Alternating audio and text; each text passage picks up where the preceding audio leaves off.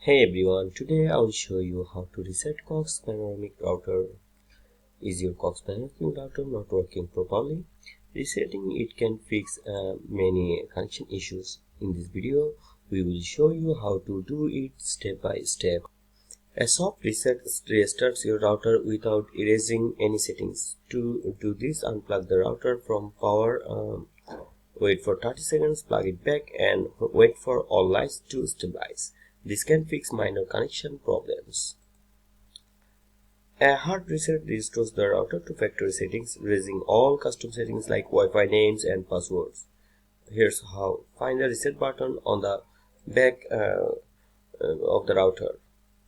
Use a paperclip or pin to press the whole button for 10 to 50 seconds. Release the button and wait for the router to reboot.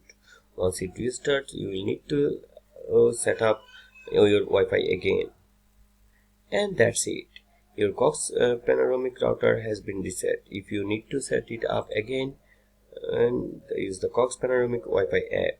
If issues continue, contact Cox support. Don't forget to like and subscribe for more tech tips.